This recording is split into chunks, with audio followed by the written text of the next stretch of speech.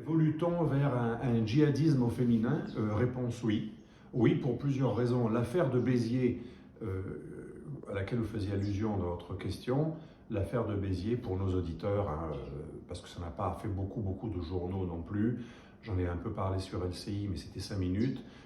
Il y a quelques jours, 5 femmes ont été arrêtées à cause de l'une d'entre elles. C'était une fratrie, une mère et ses enfants. L'une de ses filles s'était vantée de vouloir s'en prendre à des édifices religieux catholiques au moment même du week-end pascal, donc en pleine fête de Pâques. Ça correspond tout à fait d'ailleurs à une nouvelle directive de Daesh de s'en prendre de plus en plus en Occident à des chrétiens, puisque Daesh est en perte de vitesse, restons quand même prudents, en Syrie et en Irak. Mais pourquoi des femmes djihadistes? Parce que justement, cette arrestation d'une femme qui avait un sabre chez elle, des composants peut-être à double emploi, produits d'entretien et composants pour des bombes qu'on a retrouvés chez elle, de la littérature islamiste radicale. Elles étaient connues pour être radicalisées depuis quelque temps, et l'une de ces femmes, celle qui s'est vantée de vouloir s'en prendre à un édifice catholique à Montpellier, mais qui était basé à Béziers, eh bien, fait partie d'un groupe de personnes qui sont fascinées par Daesh et qui régulièrement, là aussi ça s'est su dans le quartier, d'où l'importance d'avoir des capteurs. Les RG étaient très utiles à l'époque parce qu'ils captaient ces signaux faibles.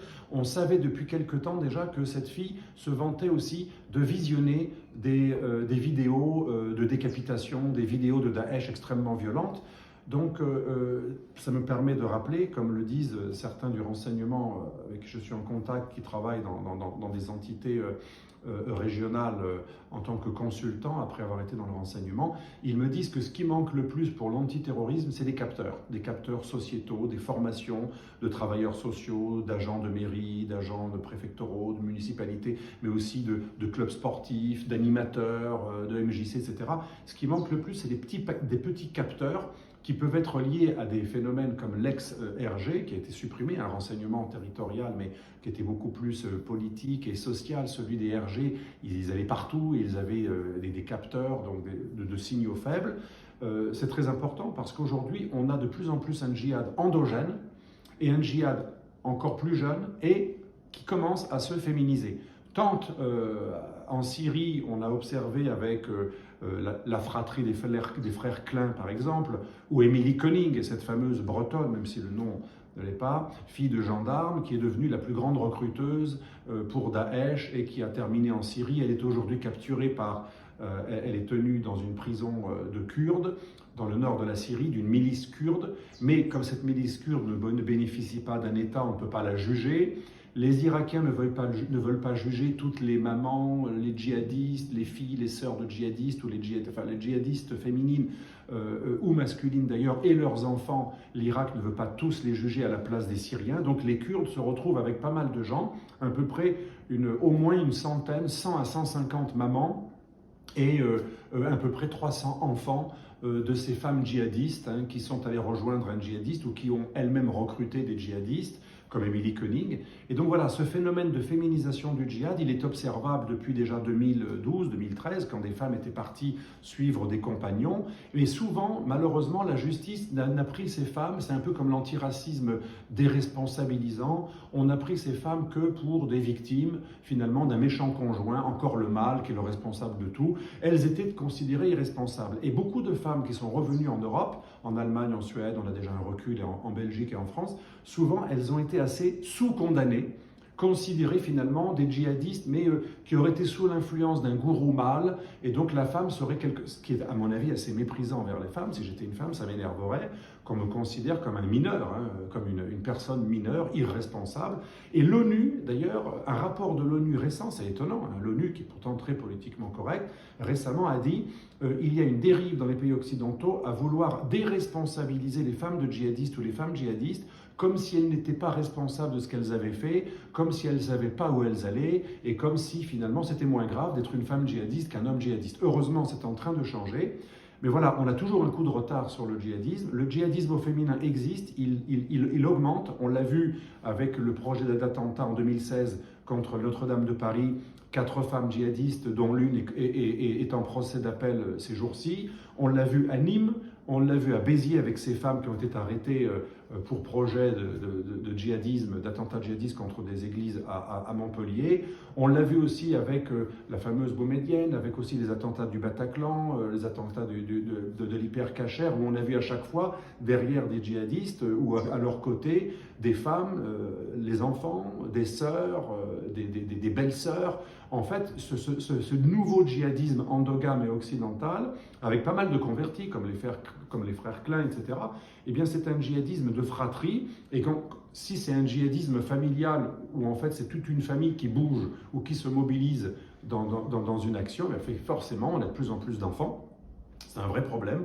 Récemment, une journaliste qui était dans un camp de prisonniers djihadistes en Syrie et en Irak, qui parlait arabe, c'était une Syrienne, elle était horrifiée des propos extrêmement haineux et violents, parce qu'elle n'était pas voilée, de jeunes bambins de 5 à 8 ans qui lui hurlaient « on doit te trucider, femme mécréante, non voilée, fornicatrice, etc. » Des propos d'enfants qui ont déjà été fanatisés après, à peine quelques années après avoir appris à parler.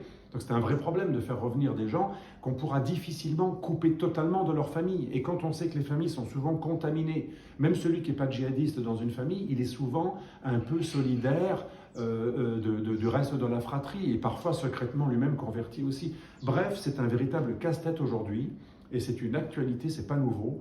Il va falloir avoir un coup d'avance et non pas de retard sur les djihadistes. Il y a du djihadisme au féminin.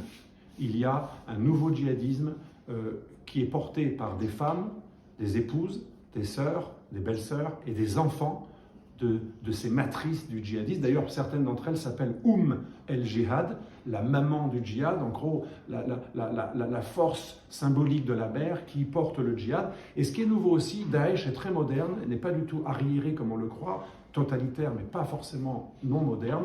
Daesh est en train de se féminiser avec un discours plus ouvert sur des militantes et même des attentats suicides perpétrés par des femmes djihadistes, avec une volonté de mettre de plus en plus la femme en avant. Jadis, Al-Qaïda considérait une femme comme indigne de porter un explosif.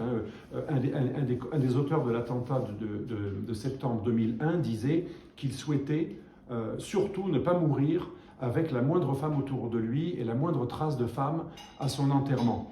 On n'est plus du tout dans cette génération.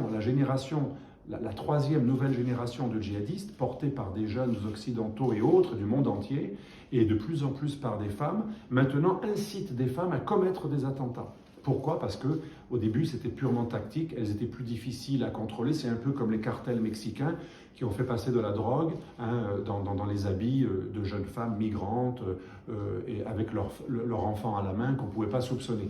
Et maintenant, ce n'est plus uniquement tactique. Certaines femmes y ont pris goût et sont devenues de très très grandes combattantes et de très grandes recruteuses. Donc voilà, ça commence depuis quand même quelques années en Europe et en France, et il va falloir que la justice cesse d'avoir une vision paternaliste, déresponsabilisante, en fait patriarcale, de la femme, qui ne serait pas vraiment responsable. La femme est autant responsable qu'un homme, et quand une femme djihadiste est prise, il n'est pas normal qu'aujourd'hui elles aient des peines globalement inférieures à celles des hommes. Ce n'est pas pour faire relancer la lutte des sexes, c'est pour montrer les contradictions des féministes.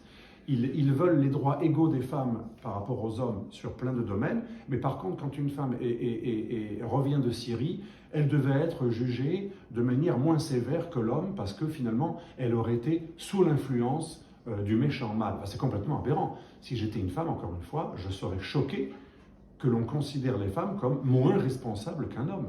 Et quand une femme fait un choix, le fait de dire qu'elle a été sous l'influence de l'homme, ça sous-entendrait qu'elle est moins intelligente et moins charismatique, et que l'homme aurait un pouvoir supérieur, verbal et d'influence par rapport à elle. Ce qui est complètement aberrant. Encore une fois, comme on l'a vu pour les écolos, c'est la contradiction des nouveaux diversitaires et de ces minorités tyranniques, racistes tout en étant antiracistes, féministe tout en étant pour le voile et pour la déresponsabilisation des femmes, écolo, mais on s'occupe de tout sauf de l'écologie. Il est temps aussi de revenir au bon sens et de prendre tous ces manipulateurs finalement ou incohérents, de montrer à quel point ils manient l'incohérence et le paradoxe, et pas que le paradoxe philosophique, mais les mettre en porte-à-faux par rapport au fait qu'ils contredisent leurs propres valeurs.